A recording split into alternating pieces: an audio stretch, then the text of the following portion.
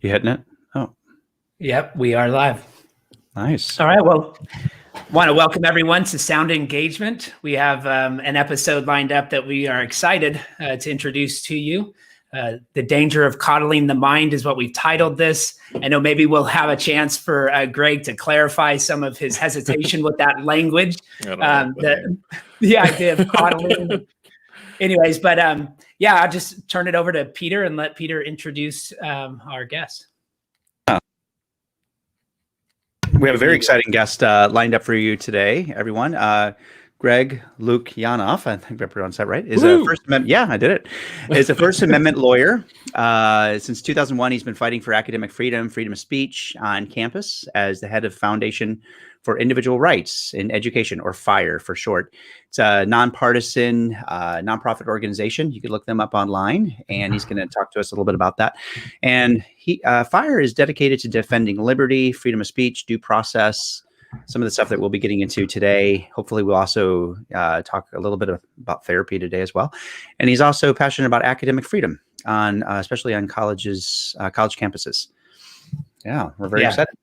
Yeah, thanks for having me. Yes, and just to clarify as well, I'll probably we'll bounce back and forth when you're talking to just zoom in on your screen, and then we'll go back to the three of us. So don't be caught off guard. We're not disappearing. We're just off screen. It's always a little unnerving to see yourself. Exactly. Yeah. Well, so be ready for it. Well, I know probably most of our listeners and those who are following Sound Engagement would be familiar with you through your book that you co-wrote with Jonathan Haidt, The Coddling of the American Mind. And so I thought a good structure for this discussion would be to just simply look at those three great untruths that you unpack in the book, really in the front part of the book, but that sort of explains some of why we are at our current cultural moment, and just break our questions down into those three great untruths. And so the first one we come to is the untruth of fragility. Mm-hmm. What doesn't kill you makes you weaker. And so I don't know if, Peter, you want to ask kind of the first question on. Yeah. Well, we always did too. So I'm a therapist. I'll tell you a little bit about ourselves too. I mean, I don't know if we really got to introduce ourselves, but I own a practice here in Boston, right outside Boston, and Brad is a pastor, and we came together. We wanted to come at it from a therapeutic perspective and then a spiritual perspective. That's great. And, as a natural therapist, I love to hear people's stories rather than just jumping right into information. So I would love to hear a little bit about your story, and spoken a lot about your own journey with cognitive behavioral therapy, or CBT for short, how it's helped with depression. And I'd love to just, tell us a little bit about how that has helped you advocate, how that relates to free speech. And I know sometimes when I'm with clients, they have this impression that if they're depressed, that they have to almost avoid speech or avoid things that are, that's going to maybe hurt their feelings or something. So talk to us a little bit about your journey and how you came to, Well, sure, I'm happy to. So I went to law school specifically to be a First Amendment lawyer. This was my passion, since I was young. It's partially because I grew up in an environment. I'm actually from Danbury, Connecticut, but I grew up in a neighborhood where a lot of the other kids were either first generation, like I am. My father's Russian and my mother's British. My dad actually grew up in Yugoslavia, and it was from sort of all over the world. It was Vietnam and Korea and Peru and Puerto Rico, and some of the other white kids were actually from the American South, which was just as foreign to me as anywhere else. And it was interesting because, in that environment where you didn't know what all the landmines were, because every culture tends to have very specific ideas of what you shouldn't say. It had to, and my mother was British, so I had a ton of things we weren't supposed to say. The only thing we could kind of agree on was, give people the benefit of the doubt, hear them out, try to figure out where they're actually coming from. And that set me up right away to be kind of a pro-free speech person. Also, my family has a long history of opposing totalitarianism. My great-great-grandfather was a serf, and we had to leave because we like Kerensky and the Bolshevik Revolution. It's a long history of it. So I went to law school specifically to do First Amendment law. I worked at the ACLU while I was there. I wrote, I did 6 credits on censorship during the Tudor dynasty. Like this was my lifelong passion. And when FIRE was first formed in 1999, it was actually about a year and a half into it. They needed a legal director. So they came out and they found me, which was one of the great compliments of my whole life. But even from the very start in 2001, I was shocked at how easy it was to get in trouble for what you said on a college campus, even back then. And this was exhausting, frankly. Like being in the middle of the culture war all the time was exhausting because your liberal friends would hate you for one case. I didn't have all that many conservative friends, but conservatives would be angry at you for another case. People tend not to be horribly inconsistent about this stuff, but really, really angry and moralistic about it. And when I became president in 2006, it was, after a while, it was just too much. I got really, really depressed. I got suicidally depressed, and I was admitted myself to a hospital in Philadelphia in 2007. And I thought I was never going to be okay again. And after getting through the really intense period, the thing that helped me out was cognitive behavioral therapy. And that's how I started to have started recognizing all of these sort of intersections between what you learn in CBT and kind of the opposite CBT that I felt like we were teaching to some degree on campus. And that's ultimately what led to the original article in the book. Wow. So, yeah, I mean, for some of our listeners too, I mean, I don't know if you wanted to summarize real quickly what cognitive behavioral therapy and how it helped you in particular. I know it's, thoughts, beliefs, and actions, and tell us how that. Yeah, CBT is really quite remarkable, and I think it's actually, as appreciated as it is, I think it's kind of underappreciated. And what I mean by that is that, when you study philosophy, there's a lot of optimism about what rational thought can do for you, whether it's Platonic tradition or religious tradition. There is this idea that truth will set you free, but it has no better sort of codification than in things like cognitive behavioral therapy and ACT, acceptance and commitment therapy, for example. And all it is really is getting to catch yourself in a thought, writing the thought down, and then interrogating it, not from a power of positive thinking point of view, but just from a rational point of view.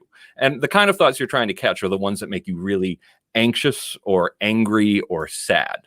And these tend to be what are called cognitive distortions. So I always give the example of, say you go on a date and you get home and it went really badly, and you're just telling yourself, I'm going to die alone.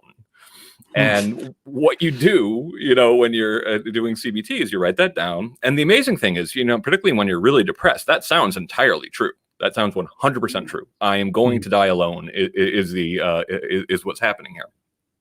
But then it asks you to examine it from the point of view of, is this a cognitive distortion? And distortions include things like overgeneralizations, mind reading, are you knowing the future? All of these things that are, rationally speaking, everybody does them, but if you're doing them, you should be able to talk your brain down. And eventually, by the end of it, when you analyze it that way, you might write a more realistic sentence, which is like, this date went badly, and I feel sad about that, which is bad. But it's not as bad as your life is going to end, and it doesn't require fortune telling or mind reading. For all you know, actually might not have gone nearly as badly as you thought. It could also have gone worse than you thought, of course. But right. That's another story. And the thing that I really wanted to stress, and I think we probably didn't stress it quite enough in the book for my taste, is that Haidt really likes to point to this as this being this very simple approach. And he's right. It is a simple approach, but it has to be a habit. If you don't actually make yourself do it regularly, and you don't get your brain in the habit of doing it, it doesn't matter if you know this intellectually. It doesn't help you to know this intellectually. At least it doesn't help you much to know it intellectually. And what was amazing was I would get, some version of depression at least once a year for most of my life. And it was getting increasingly intense getting up to 2007. I don't really get them anymore. I've trained when these horrible voices, pop out of my head and they say these horrible things about, like people have schema, internal ideas about themselves that run very deep. And for people who, grew up with histories kind of like I did, you might have something like you're broken fundamentally. And I could hear that when I was younger. And it sounded like the gospel truth. And now I hear it and I'm kind of like, that doesn't sound right. Yeah. And that's just out of practicing a cognitive habit. So it's one of the most investigated and researched, I think it is the most investigated intervention for anxiety and depression. And the fact that it works at all, to me, is really quite remarkable, because it's just using your prefrontal cortex to try to talk back to the rest of your brain. But I think it has even more profound implications for how we argue with ourselves, how we argue with each other, and what a good argument looks like. So it has implications for free speech. Yeah. Yeah. Well, I can see that too, especially when it comes to cognitive dissonance. I mean, I always tell my clients when I do a little bit of CBT myself, like the ABC model, the activating event and the belief and the consequence, but whatever you believe about the activating event is going to drastically affect your consequences, and so there's a cognitive dissonance that's really going on, especially because they tell you to explore, they tell you to be curious on campus, they tell you to, especially, if you're a professor, and yet if you provoke somebody and cause a microaggression, you could very well get fired. That's a serious cognitive dissonance. It's like, well, you can, we love you, sweetie, but we may get rid of you if you take too many cookies. And you're like, I'm not sure if my parents really love me. Well, and Peter, on that point, just to interject something that I've seen over the years, is that one of the advantages I have from a free speech perspective is having this kind of cross-cultural experience, and Russians, have a very sort of like bull in a china shop kind of way of talking. Like, politeness is stupid, like it's a form of deception, they like I shouldn't overgeneralize, but a lot of them, at least, like the sort of brutally honest, that you have to be tough enough to be able to handle the truth kind of idea, which is the exact opposite of what the Brits, at least people like my mom, think. But one thing that is underappreciated is that people who are on the spectrum, who have issues with social cues, for example, they get in trouble a lot because they don't know. So if you're international, you don't know what the landmines are. You don't know what the microaggression might be, for example. If you're on the spectrum, you might not know what it is. Or if, like me, you came from a different economic class, you're kind of like, really? Like this is the way we talk at Harvard, for example, like close to you. And it's interesting that there is sometimes an assumption in these places that are supposed to be very sophisticated and very international and very multicultural, that there's a pretty limited range of acceptable opinion. And it's much more rigid than I think it was 20 years ago, for example. Yeah. Would you say that CBT is sort of a solution for all three of these great untruths, or is it sort of, I know we're kind of getting into the untruth of emotional reasoning, the idea of trusting your feelings, right? Because that's where you talked about it in the book. Yeah. Or would you say that CBT is just something that applies to all of these untruths in some degree? That's a great question, and I believe it applies to all of these untruths to some degree. Okay. So, for example, the first great untruth, of course, is what doesn't kill you makes you weaker. That's catastrophizing, which is a cognitive distortion. That's fortune telling, which is cognitive distortion. Now, the second one is all about. And the second untruth, which is your feelings are always right, is the one that sounds the nicest and sounds the most appealing, particularly to Americans, kind of like, well, follow your heart. It's one of those things where you say, I hate to break it to you, but actually a lot of becoming mature, a lot of becoming a functional adult is learning to not always follow your feelings and to talk yourself down and control your impulses. But when it comes to life is a battle between good people and evil people, the third great untruth, which is more of the social untruth, that's overgeneralizing.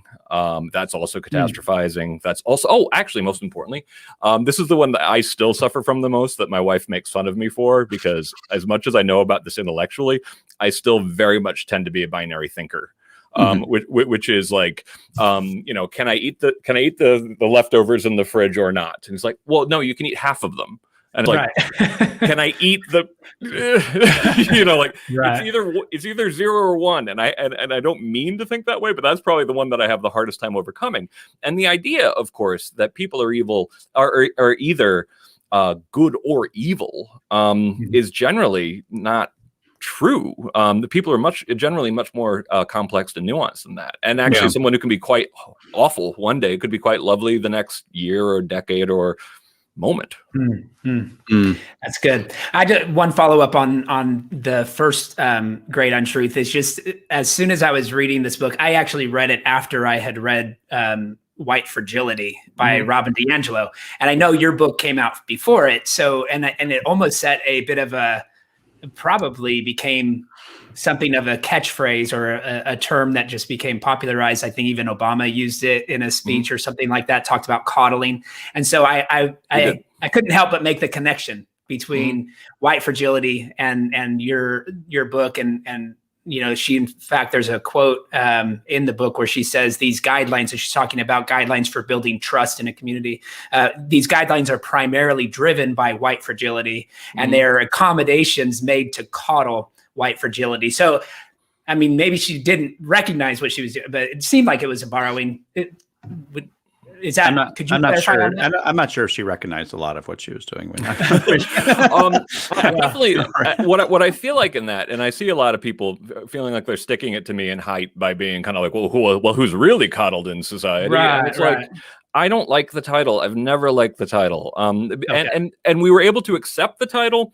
Well, actually, we were kind of forced to. We were basically told by distributors that our boring title would not do. And it was like, wow, it was like very, very clear, because I wanted to call it Disempowered, because what I want to say is like it shows more of what I actually feel about kids who are being taught this way, which is essentially you've got this brilliant, and some particularly for these kids who are going to these this is the classism, they might be called reverse classism, these fancy schools. The kids who are going to these elite colleges, like they're amazing kids in most cases. They're exceptionally bright. They're really motivated. They have all these remarkable qualities, but they're being disempowered by a series of beliefs that make them feel less competent, less autonomous, less independent, less all of these things. And it does actually, rather than I feel dismissive and hostile towards it, it kind of actually, to be honest, it breaks my heart. Yeah, and I do adjunct work over here at Endicott College. I mean, Endicott does a pretty good job, because they actually tell the kids that you have to do an internship by your sophomore year. That's and helpful. I've done a little bit of teaching over at other colleges in the university in where I'm at, and I have to admit it's a vast difference just telling them to go out in the real world. So I've got students that have already interacted with highly psychotic patients. I liked what you said about the people on the spectrum. I worked with a lot of kids on the spectrum, and whenever I teach psych or theories of counseling, I say to a lot of the people, I say, you better have some tough skin, because when you meet with an Asperger or autistic client, they're going to point out the nose hair that's coming out of your, out of your nose. I remember one kid, he looked at me and was like, why do you smell bad? Like, what, did you not shower? Are you not prepared? And I noticed that there's a little, food in your teeth. I mean, what are we to you? That's exactly what he said. And I forgot to shower after my workout. I'm like, okay, this whole meeting, I just kind of picked with him right back. And then he kind of smiled, and then we actually had a good relationship. So you have to have this interaction with those kids on the spectrum. But it's interesting. I wanted to ask you too, what if you noticed, I actually not interviewed, but I became a real big fan of your all's work. I first met Jonathan Haidt over at a conference, at the APA conference in Denver, Colorado in 2016. And I spoke to him afterwards. I think I was the only one in the whole auditorium that stood up and clapped for him, because what he spoke on was the need to really just disqualifying the positive, the problem with disqualifying the positive, acknowledging, which is a cognitive distortion. Yeah, right. And just acknowledging the good, appearing to be objective, but believing the good has no value, in other words. And he spoke on, a broad example of National Review, came up to him and I said, thank you so much. I'd never heard anything like that. Being a therapist in primary, very liberal area, I'm probably the only center right conservative person that I know out of Elm. So wherever I go, I feel like a gay man in the 1980s living in Mississippi. A little bit, it's really out of place. So I just thanked him so much. But I think what I was really concerned when I sent him an email a little bit a while ago, he just said, it's been really tough, very, very hard. Very concerned about what's going on. So, what are some things that you're seeing like right now, and curious on how they progress or regressed? Oh my goodness! Since Coddling, since the summer, since COVID, since a lot of the riots, since the election. I mean, what are your Where do I begin? Right. My goodness. I mean, when we wrote this in 2015, I was pretty concerned, about the trends. I thought they were, I thought the attitudes we were cultivating on campus were not healthy ones for a pluralistic democracy. And I also thought they were not healthy ones for individual health. And then when it came out in 2018, we'd watch Trump get elected, which of course blew us all away. We didn't really see that coming. And then of course the response to it on campus, which included a very large, violent, protest at Berkeley, which we talk about at length in the book, partially because it was much worse than we thought when we first looked into it.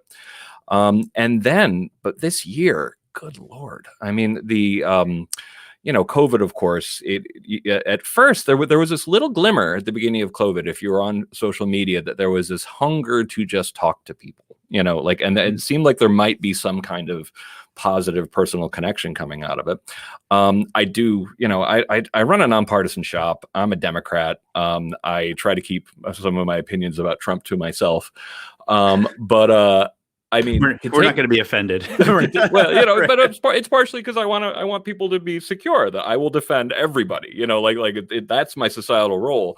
But to use my British mother's euphemistic way of talking, it was somewhat surprising that a national challenge was actually transformed into an us versus them situation. It was potentially an opportunity for us to face a collective challenge together, and instead it became fake news versus anti-maskers versus you're trying to get me unelected. Here's the thing that you probably need to know about where I'm talking to you from. I'm on Capitol Hill. I live on Capitol Hill. I have a 3 and a 5-year-old, and I live on Capitol Hill. And sorry, this is my building is trying to save electricity, but it can't. It doesn't know I'm here, so it keeps on shutting off the lights. I live on Capitol Hill, and that was one of we got out of town for some of those, the smaller riots that we had in DC. Of course, saying smaller riots just seems kind of crazy. But then we have the January 6th thing happen. So it's like everything's gone. The tension this year has just gone beyond a boiling point. And then, of course, you had the killing of George Floyd, absolutely horrifying. And what was particularly shocking to me was when everybody was watching this, I was hopeful that there were, some pretty straightforward reforms that we were finally united to take, because there are things that you could do that would help this not to happen again. Like everything from addressing qualified immunity, if not entirely getting rid of it, body cams, police unions, trying to address how much power they have, no-knock raids. Like there are very specific democratic things we could have done, and instead what I saw happen on campus was a huge explosion in students and administrators and faculty taking this as an opportunity to go after students or professors who had said things that were that they didn't like, and it was really hot ideologically. So just to give you some perspective, in June we usually get around 50 case submissions. I'm talking about here at FIRE. We help students and faculty on campus. People submit things through our website. We usually get around 1,000 case submissions a year. This year, that should have been a quiet year because most campuses were shut down, at least to some degree. We got 1,500. We got 300 case submissions in June. And it wasn't just that we got more of them. They were much more hot ideological. One thing that people need to know is that we get a lot of cases where it's just someone getting in trouble because they angered the wrong person in the administration by what they said. We get plenty of apolitical cases. We get plenty of cases of people on the left getting in trouble, which we happily defend. But this was definitely, I am going after that bombastic. I'll give one example that still kind of weighs on me. There is a right-wing professor who I've been defending since pretty much my first day at FIRE, named Mike Adams at University of North Carolina, Wilmington. He attributed to me the fact that he decided to be more bombastic because I introduced him to the work of Lenny Bruce back in 2001 because I was reading Lenny Bruce's great biography, How to Talk Dirty and Influence People. So he always attributed to me his in-your-face kind of conservative, kind of jokey, irreverent style. And I was always like, oh God, I've created a monster with this guy. But I also knew him as a guy. And he, when he turned off kind of like the culture warrior thing, he could be a very sweet man. But he'd turn it back on, and he was trying to provoke you, was kind of the whole point. And he finally, crossed, it wasn't so much he crossed the line. He said things actually probably, just as offensive as he ever said on Twitter, but during, right around this time, and that led to a move to get him kicked off campus. He took a retirement deal, and I was checking out on him in mid-July because I thought, I was under the misimpression that this was, he was kind of okay with this, and he didn't sound good at all, and he killed himself the next week. So it was a very intense, moralistic period, unlike I've ever seen. So this year's been exhausting on every possible level. I should also tell our listeners too. I'm from North Carolina originally, and Mike Adams. I didn't know him, but I read that case really thoroughly. And even though he was pretty conservative, I'm pretty sure he got rave reviews from students across the board for like 25 years. He was one of the most popular. He was funny. Professors. I mean, yeah, he was. I've heard anyway. That was a terrible case. I mean, I can't. Yeah, and go ahead. Yeah. Oh, sorry. This might be shifting gears a little bit, but I also was thinking as I was reading the book, this idea of safetyism and how it played a role in leading us to our response to the pandemic. And I know that wasn't on your radar, and it wasn't the point of the phrase, but it feels like we were sort of set up for this extreme reaction and a readiness to lock everything down, regardless of the consequences, almost to disregard the mental health issue. I know it's become a bit of a red-blue issue, but do you see some recognition of that? So safetyism, just for the listeners, is this idea that we've in the past 20 years, particularly parenting, has turned safety into sort of a sacred value, which basically means it's of infinite value, and any even incremental increase in safety is worth an infinite amount, and right. That's basically because we don't have we didn't have a countervailing, like maybe there are actually a good side to challenging your kids or for them to be exposed to some social friction, for example. When it came to the pandemic, though, I'm a constitutional lawyer. And the absolute definition of the situation in which the government is allowed to do things they would never be allowed to under other circumstances is a pandemic. So the rules really do change. And safetyism is ultimately, it includes at least part of a judgment call, essentially, if you think it's excessive.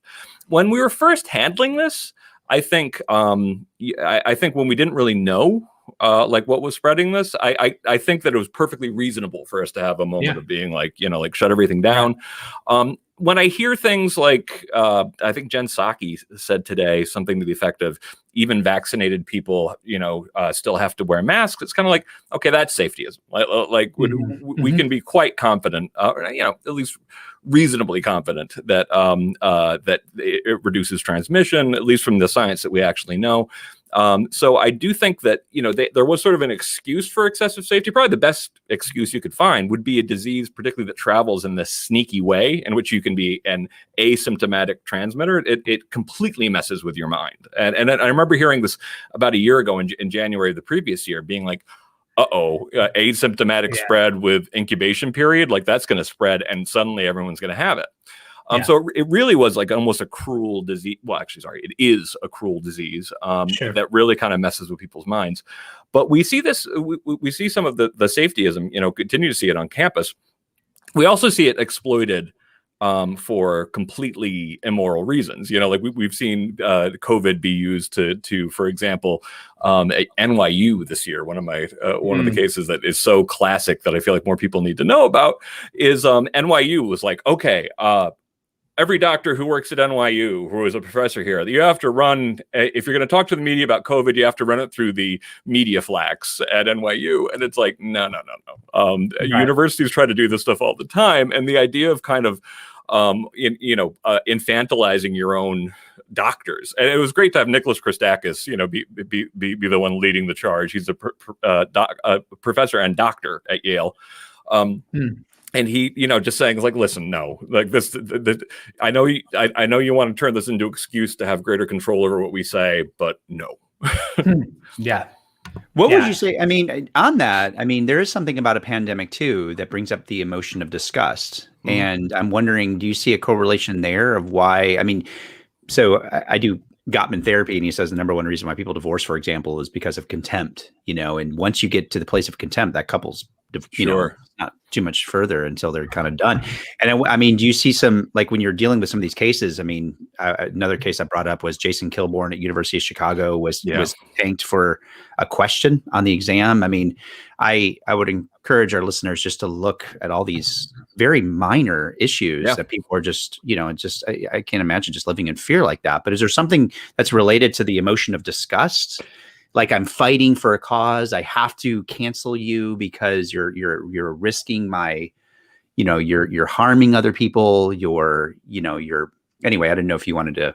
Sure. Yeah. No, Peter, you've actually come upon something that I get really excited about. Pamela Paresky was our chief researcher during the book, and she's a psychologist, and we were working on, and we never finished it because we're so busy, but I wanted to finish it, which is essentially the relationship between the instinct, of the emotional reaction of disgust and offensiveness, because one of the things that is sort of like what is the bedrock principle of First Amendment law, as it's called in a case about flag burning, is that you can't ban something simply because it's offensive. And this is very good psychology on the part of the Supreme Court, on the part of lawyers, because the reason why you can't ban something simply because it's offensive is, one, because what's offensive is highly subjective. It does, and from year to year, culture to culture, economic class, it's different. But also this understanding that it's linked to this very deeply irrational part of us, which is disgust. That essentially, and once you're disgusted by something, it activates, tribal switch and rejection and all this kind of suite of emotions that can make you very, very hostile to it. Which is one of the reasons why you can't have offensiveness be the justification for banning speech. It's not only is it too irrational and too subjective, it's also in some ways too powerful. So I do think I think the research on disgust and the legal concept of offense really there should be more cross-pollination between particularly First Amendment law and psychology. Wow. Yeah, that's fantastic. Brad, I wanted you to give. Yeah, did you want to? Yeah, go ahead. I'll ask. Yeah, I have a question on again, just shifting gears a bit here, but something that is obviously really heavy in the media and in the minds of just the culture, but also even that comes close to home for the church, is this idea of critical theory and critical race theory in particular. And I think correct me if I'm wrong, I don't want to, but it felt like there was some pushback, at least upon most of or at least a lot of the ideas like intersectionality, sort of saying we've made this much bigger than it is, and we've made it this framework from which we can then interpret everything we see. Right. And yet you also do acknowledge in the summary of the book, or in the summary of that chapter, that there's merits to the theory. And so I'd wonder, what could you elaborate? Because from my perspective, what I see is anyone who's really getting into this CRT, critical race theory, or any critical theory, there tends to be just a lot of tension, a deconstructing of everything and everything that we've ever done in the past to say that it's tainted by racism, and that we need to, that everyone needs to basically repent of something that they're complicit in. And I don't want to get into the weeds here, but I do think from my own understanding of it, it just seems to exacerbate problems and not actually solve anything. So I'd love to hear someone just articulate what are some of the benefits or one of the contributions that intersectionality or critical theory have done that could be beneficial in my context. I can definitely address the benefits of intersectionality. I frankly get kind of confused around CRT to a degree, and I don't really know who to believe on this, but I'll get to that second. Intersectionality, the observation that if you're thinking about the problem of being Black in the United States and racism towards Black people, that the problems faced by Black men are different than those faced by Black women, which is part of the Kimberly Crenshaw's kind of original contribution. That's obviously true, and actually a really useful insight, that as you have intersecting identities, that creates new tensions, new problems, also potentially new allies, new friends, new groups, new communities, and it's definitely an interesting way to look at the world. And if you take it to its extreme, of course, I think Andrew Sullivan is one of the people who points this out. If you take all of your identities at once, you always end up ultimately with an individual. But it is true. I used to live out in San Francisco. The different kinds of gay communities. I live close to Gallaudet and subgroups within the deaf community, for example. There is genuine insight in the initial idea of intersectionality, and I just had to stress that, because here's the problem: when a lot of these ideas might have some merit to them, get transformed into rhetorical tactics, which is to a large degree how they're used in the real world.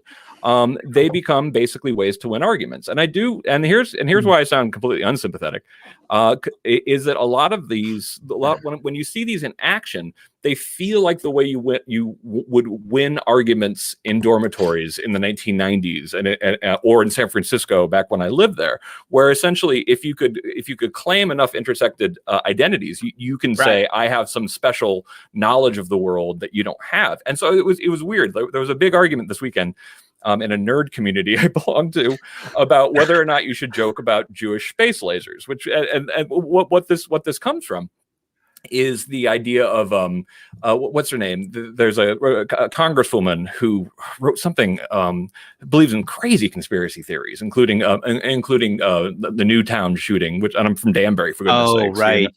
Being Republican woman. Gosh, I can't remember. I know who you're talking about. Margaret something. Margaret, And about there being Rothschild lasers in space, and it turned into this. And basically, I just did a defense of dark humor, and I didn't even defend that, but I said, listen, dark humor can be a coping mechanism, and believe me, you think about stuff that like my family went through. Russians, we got dark humor, and it's a way of getting through tough times, and that's pretty much all I said, and it turned into this pile-on.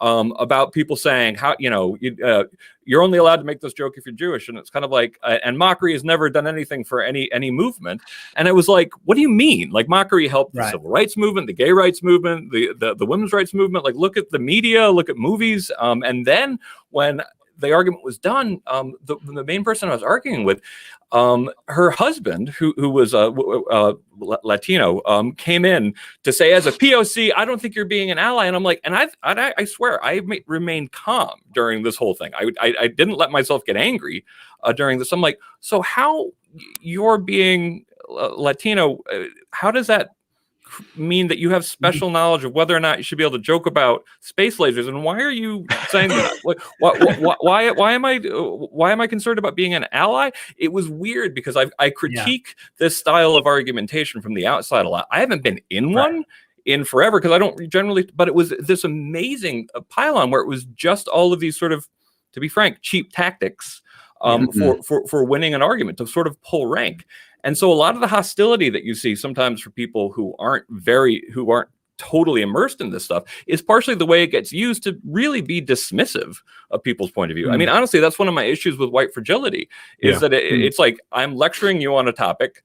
And you're like, do we really have to do this? You're fragile. It's like, wow, okay, that's another level of what I call the perfect rhetorical fortress.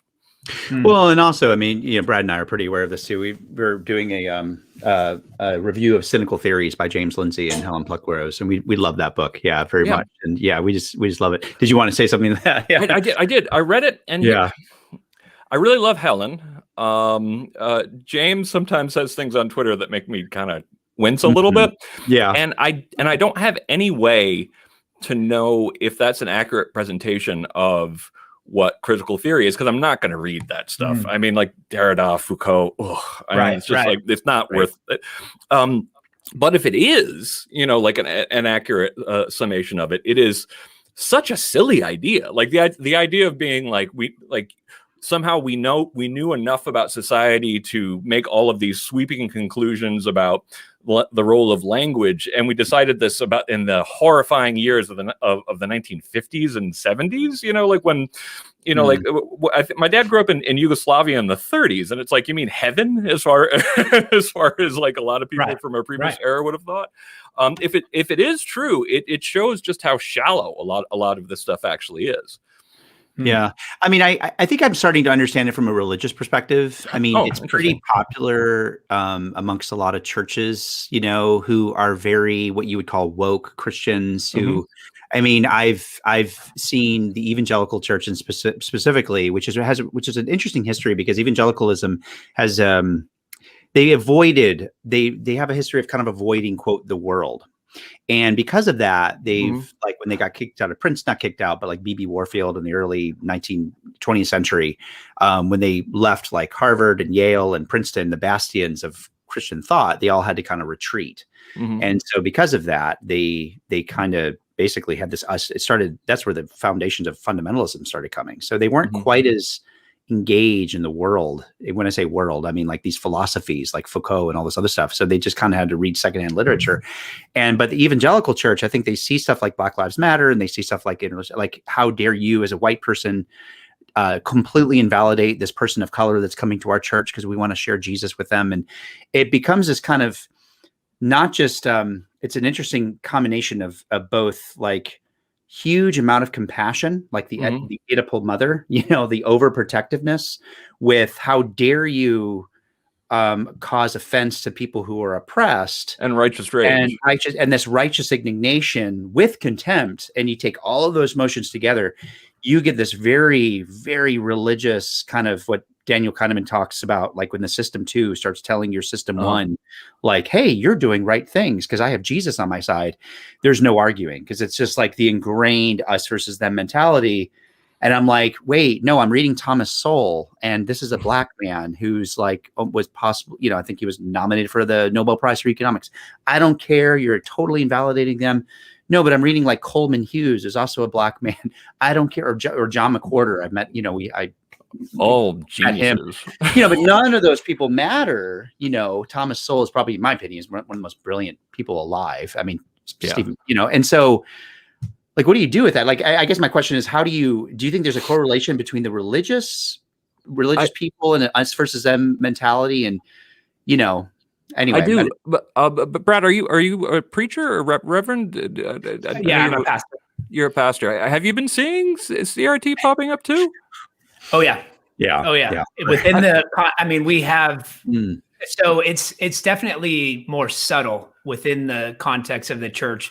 I think if people said that they were acknowledged that they were borrowing from CRT, it would quickly be kind of rejected. But I think you're seeing the ideas of like that. I think CRT promotes implicit bias or intersectionality, or these just kind of ideas of institutional racism that is, I guess, assumed to be in everything, right? And so every individual automatically has these things. And so It's the assumption of you've got white privilege, and a lot of that I think does come from whether they've adopted it from a CR, like a critical theorist or not. Those ideas are infiltrating the church, even at a level of the leadership trying to understand how can we address whether or not we should use CRT directly as an analytical tool. Have you heard, like, Southern Baptist Convention actually had an overture that addressed that issue. So we're starting to see it in our denomination too. This is extremely interesting to me, partially because I see, and I've talked to Haidt about this. I asked him at one point, like, do you think this sort of hot moral fervor that you're seeing on campus, is it just kind of analogous to religion, or is it really taking the place of religion for some people? And he said, no, actually, I think it's kind of taking the place for some people. If you look at the sort of like, this, Peter, as you pointed out, this idea of like, it gives you the right to feel righteous rage, but also to believe that you're infinitely compassionate, but also to engage in untruth number 3, that life is a battle between good people and evil people, and you're one of the good people, and trying to battle this in the world. And that's a very seductive narrative. So I do actually think that what we're seeing are religious instincts taking over in a very, not necessarily destructive, but not necessarily constructive way at a lot of levels of society. And I do think that what's derisively called wokeism is very moralistic, very, it's a pretty simple view of the world, not very, and a very binary view of the world. And it feels very much not just like religion, but oftentimes like superstition when you look at it. But on the other side of it, QAnon, the conspiracy theories on the right, that absolutely behaves like a religion in all sorts of ways. Like, and it's it's got mysteries, it's got obligations, it's got the war of good versus evil, it's got some really kind of old fashioned mystery cult aspect to it. So I do actually think that what we're seeing is the sort of takeover of sort of some of our deeper religious instincts. Happening again. This is embarrassing. Sorry. I really got to get that fixed. For our deepest, our deepest religious instincks, are being sort of exploited in a way that is, frankly, dysfunctional. Well, and that's what's so interesting, because I was part of a cult for about What 2 cult? years. Yeah, it was like, oh my God, go on, tell me. Yeah, it was this guy his name was he led the Shepherd's Chapel. He was this old military guy, and he would be on television. If you look him, I don't know if the guy's still alive yet. Still alive, but I mean, the interesting thing about cultish thought is there's something about when Carl Jung talk about anecdotes, you have this history with you. So it's like you truly believe that you've got thousands of years of validation. So you have a right to get engaged with this stuff. And I think I wonder if there's a real correlation, because a lot of college students, even that they tell me they're former Catholic, they're former Episcopal, kind of leaving that behind. So what do you hold on to? If there's a religious gene, I don't know if there is or isn't, but it would make sense why this would just kind of suck that particular passion, put a little bit of Christianity right over here, so I still kind of hold on to it, or whatever, or spiritualism, and that gives me the full justification that you're truly a threat. And it's not just my own immediate instincts that are saying that. It's, hey, you're denying thousands of years of history. How dare you? Look at you and your, worldly ways. And, you're just, all is you've only been on this world for 40 years or something, but I've got thousands of years of history on my side. And, and people denied racism back in the 60s. And you're just like that white person that, excuse me. Yeah. This is what I usually get. Well, you don't want to be on the wrong side of history. And people were uncomfortable with racism back in the 60s. And you just sound like the uncomfortable white racist in the 1960s, as much as you've got some, questions about, intersectionality and whatnot. So it's the same type of kind of using history, but somewhat using, cherry picking and whatnot, but having that passion, the religious fervor that's taking over. Purpose. Yeah. And I think that's one of the things I think one of my questions, like going back to therapy, I mean, how can you argue with that? Because if this person truly believes, I think one of my questions, like say, for example, trauma, like 10 years ago, when I first started becoming a therapist, I mean, or 14 years ago, I'm getting old. That word was only given to people that were in, through war. Maybe they've been through war, maybe they experienced severe abuse or neglect, and that word has totally completely been redefined to mean really just anything that makes me feel uncomfortable. And if I believe that I'm being traumatized, and then I have the religious fervor right here on the background, or excuse me, that's undergirding my belief, and it's going to affect my interpretation with a person who's maybe asking me these quote uncomfortable questions. You've got a lot of different. I liked how you use the word schemas going on. Mm-hmm. It's not just reactivity; it's a long history. I mean, how do you? I could see why you wanted to say about your book. I feel disheartened. I guess you're, But I suppose. I mean, do you have any? How do you reason with somebody who honestly believes this? And do you have any good stories, on, when stress may be a better word? I mean, does that make sense? I mean, what's your, I know that's kind of a big question there, but I'll let you. Well, I'm not really sure where to begin with that. But I think one way to begin is what I feel like we've learned, and I mean by me and Haidt, since we wrote Coddling. I've been doing a series I have a blog now called The Eternally Radical Idea, and that's my way of describing free speech. That essentially, just to be very clear, free speech is neither a conservative nor a liberal idea. It is always a radical idea in every society. Why? Because people always oppose it all over the spectrum. Mm-hmm. And one of the things that has really affected my thought that I read was Martin Gurry's book, Revolt of the Public. Now, and the funny thing is, I hesitate to recommend this to my fellow liberals because it's sometimes it can be very acid penned, in its approach to Obama and all this kind of stuff. But the central insight that essentially we entered a very weird period of hyper communication that we're not used to, and it's having all of these extremely disruptive effects. And that's something we obviously we pin a lot of coddling in the American mind on the explosion of social media. But Revolt of the Public is more or less saying we're not going far enough. You can see this in the Arab Spring. You can see this in populist movements in Europe. You can see it certainly in the presidency of Donald Trump, for example. And that essentially it feels like we're at some kind of especially disruptive period where it, like I talk about the sunlight being the best disinfectant is this idea from Louis Brandeis that essentially letting, having transparency means that evils can be corrected is essentially what it means. But when you have something, exposed to the full might of the sun, everything burns away. And I think that with this many people looking at these many issues all at the same time, it brings this kind of sense of anarchy. And even as Gurry points out, nihilism. Essentially, this is it's very hard to know what to believe. We don't have sources that we really trust.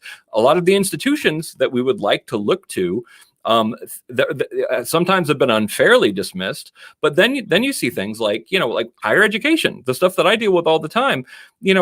When you try to explain to someone who's conservative that it's like, oh well, this is all of this research points to this one left-leaning belief being true, but then you see people who publish articles that actually take the contrary point of view, being fired or having papers withdrawn. You see death threats against. There was literally death threats against an article written by Bruce Gilley, a couple of years ago, and it got withdrawn in the face of death threats. For goodness sakes, as far as things that were damaging to our sort of institutional belief, when those doctors came out last year and said that COVID is a real problem, but if you go to protests, they're tightly packed together, but they're for Black Lives Matter, that's okay. Looking at that, it's like that is devastating to the trust of the public on this kind of stuff. So I think we're in a really sort of anarchical, weird period where I'm not totally sure what the way out is at the moment. I do think that we need some institutions that all Americans can trust. And unfortunately, a lot of the ones that we usually turn to have let us down to a degree. But at the same time, we're also asking for unreasonable levels of certainty and unreasonable levels for as Gurry also points out, we're asking for the government to do things that are well beyond the possibility of government to even do. So I think we're in a weirdly difficult period, and I'm not totally sure what the way out is yet. So very, very positive news. Yeah. Well, yeah. And that does bring it around to where I wanted to close out. And I'm sure you have a lot of, you probably end a lot of podcasts with this question. And so I don't know, Peter, if you wanted to chime in with anything else after this, but I'll just ask my last question, which was, you know, you do mention there's a line in the book that says the arc of history bends toward progress on most measures of health, prosperity, and freedom. Yep. But if we can understand the 6 explanatory threads, which we don't get into, got to buy the book to understand that. But anyway, so 6 explanatory threads, and free ourselves from the 3 great untruths, it may bend a little faster. Yep. I really liked that. Thank you. But how are we doing on this? And do you feel optimistic? I know you already said a little bit about going back and forth between pessimism, optimism, but where are you right now, and what do you see years ahead? I am temperamentally an optimist who I feel like lives in a pessimistic world in a lot of different ways. As far as things that can be done, now, one thing that I'm afraid of is that if we take too many top-down solutions to the social media issue, we're not going to allow people to adapt culturally to this unparalleled level of communication. And I see it in my own interactions on Twitter, is that, you know, I have people that I follow who argue reasonably, who give, you know, recommend great books, and, you know, have mostly a pretty pleasant life on Twitter, which I know can be a horror show, but mostly isn't for me. Facebook, same way, except for that one interaction where I got told that I was being a bad ally. You know, like, for the most part, like, the norms start to generate themselves. So I think we can adapt to some of these, and I hope that we don't take I think to a degree we are already taking some too aggressive top-down approaches to this. I do think we're going to need some new institutions. I do think that college is too expensive. I think it's too I don't think you get enough bang for your buck. And I think that we need alternatives, and really high quality. I've been talking about there being, you know, low cost, high rigor institutions need to crop up that could actually be as high level as some of the Ivy League. But we're also kidding ourselves if we think that Harvard's not going to matter in 50 years or MIT is not going to matter in 50 years. They absolutely are. So we have to try to figure out ways to reform them. I do think that one of the suggestions that we had in the book that I still feel very strongly about is gap year. That was a surprise to us. Is essentially if you imagine like the best of all worlds from like 100 years ago, one thing we'd probably actually hope for is that people got to stay kids a little longer. You know, that essentially childhood could be a little longer. It could be a little less jagged, you know, that it could be, you get to enjoy your youth a little bit more. And I think we're living in that positive world, but it has a really negative side effect. If you have people coming into higher education who still have the expectations of not being offended, of not being challenged, of the world sort of conforming to their own sensitivities, that can potentially be harmful, but also ones who have no real experience with autonomy, with independence, with independent thinking. So one of the things that we came to somewhat as a surprise for us was the idea that some kind of productive year that isn't about education between, not education in the traditional sense, between K through 12 and college. And for me, like, you know, like if you're from New England, you know, you working a job in Arizona for a year would be amazing. Like you would come in with a whole totally different perspective about that. So gap year is one of those things that I feel really positive about. We also talked about free play a lot in the book, and the last edition, the 8th edition of Catching Up with Coddling that I did on my blog, was about one of the really positive developments is that there's an organization called Let Grow that has been successful in getting what's called free-range children legislation passed, and the emphasis on unstructured play, unstructured free time for children is getting more attention.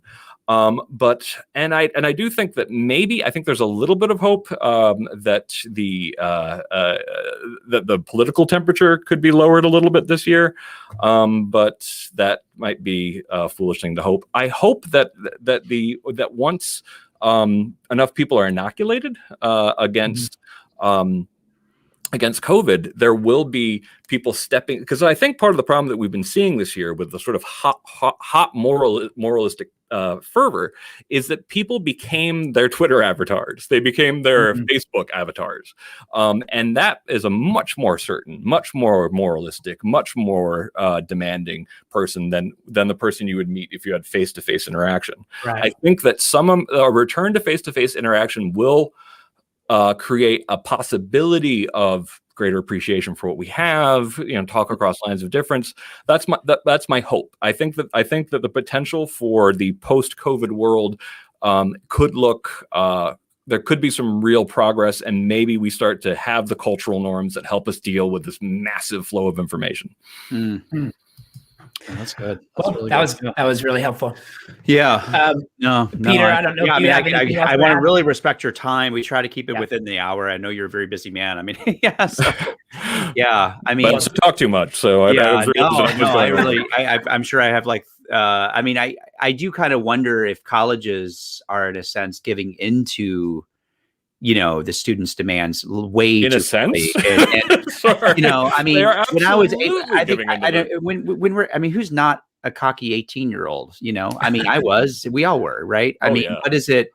I mean, it seems like there's something that schools or universities that are doing that are just reinforcing this behavior. It's like, and I wonder until that's actually addressed, you're always going to have the cocky 18-year-old that comes on your campus. It doesn't matter if you change schools or not. It's just more like if you, kind of like basic behavioralism 101. Like if I reinforce this bad behavior, you're going to keep doing it. If I don't, you're not going to do it. I mean, very basic, which is actually goes well with CBT very well. So, I mean, if you want to go to school here, that's fine, but we're not having safe spaces, but it's only $12,000 a year. You're only paying for the, I mean, I guess there's a sense of, anyway, I mean, go ahead. We need to, and I know exactly what you mean. And I see this a lot. There was, at Harvard, Ronald Sullivan was a professor in charge of an educational dorm, and he was sort of pushed out after it became known that he was at least, and only for a brief time, on the team of lawyers defending Harvey Weinstein.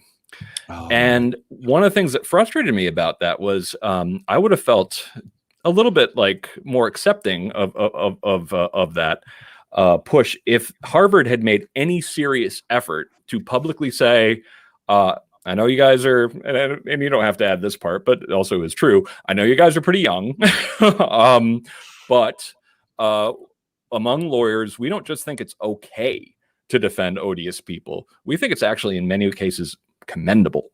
We think that public defenders are doing a very noble job. Defending people that we think might be guilty and being willing to take that on is something that we think is commendable, and that should have been explained to students, but it never was. Just like the case you brought up at University of Illinois, Chicago.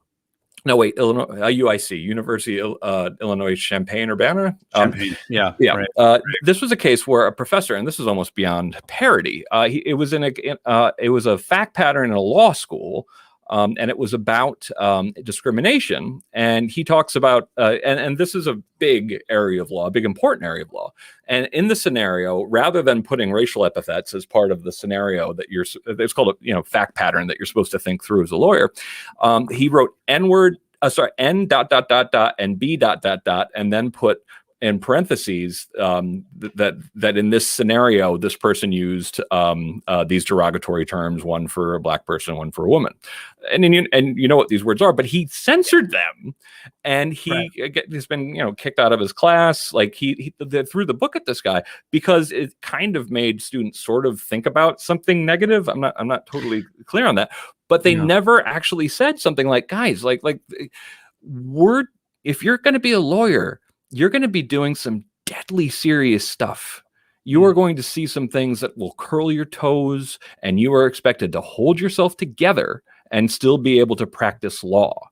And they never gave that talk. They never actually had the courage to tell their students, like, listen, this is okay. And really, like, if you want to be actualized lawyer in the real world, you can't let this stuff completely derail you. And also, frankly, when you don't have those, you don't uncover the fact that sometimes, and this is something that I've learned because I've been working at FIRE for almost 20 years now. Sometimes it really is. A couple of students don't like that professor, and they think they found an excuse, to get rid of them. And you have to be able to talk back to your students and not let them kind of run the norms of campus. And so many campuses are just doing whatever the customer asks for. Wow. Yeah. Well, and it's until that changes, and until I think the cost too. I mean, they use that as kind of an emotional blackmail technique. Hey, I am spending $75,000 a year for my daughter to go there. She's uncomfortable. You're making her be uncomfortable, and maybe we. Anyway, so yeah, it's. Did we not learn anything from Evergreen? I mean, the disaster there. I don't understand why it's just perpetuating instead of correcting. Yeah. Anyways, well, we've really appreciated your time. Yeah. I mean, like I said, I could keep talking for 30, but I want to respect your time. So, thank you. Yeah, no, I have to get back. I was recently invited to do that Clubhouse thing, and my joke is my job is to pretend to be a extrovert, and it was one of these things where it's like, oh God, you have no idea how exhausting I would find like a podcast that's on all day. It just sounds like a nightmare to me. Gosh. Well, but this has been lovely, and I really enjoyed chatting with you both. And you're both. Are you both in Boston or? No, I'm in Boston, and Brad's in. You want to tell him where? Central California. So, you know where Fresno is? Yeah, sure. I went to Stanford. Oh, okay. My brother used to live in Long Beach, and I went to Stanford. I lived in San Francisco, so I used to. For a long time, I continued to think of myself as a Californian. Awesome. Yeah. Yeah. Well, we love, our times are funny because like when he's getting up, I'm like, it's already lunchtime. Come on, what's wrong with you? Yeah, it's we love being in two totally different parts of the country at the same time, we love talking. So thank you so much, Greg. Pleasure. So just real quickly, I did want to say you've got, we can find you at Foundation for Individual Rights in Education. And you did mention Twitter, any social media? Well, most importantly, it's thefire.org. And that's also at thefire.org is our Twitter handle. Thefire.org. That's where we do our, that's my organization. We defend free speech, due process, academic freedom on campus. But increasingly, we're taking on the role of educating people about the deep and profound philosophy around things like, freedom of speech, due process, freedom of inquiry, because it's just not taught very well, in our opinion. I also have a blog called The Eternally Radical Idea, which is on the Fire website. And I'm at G Lukianoff on Twitter, which is, GLUKIA. NOFF. Well, in 5 years, we got your name. In 5 years, we may all be on Gab instead because we all became. So, or maybe. All right. Well, all right. Well, thank you so much. Again. Yeah, we really appreciate your time. Absolutely. All right. Thank you, sir. Take care. Right. Bye. I'm going to end it.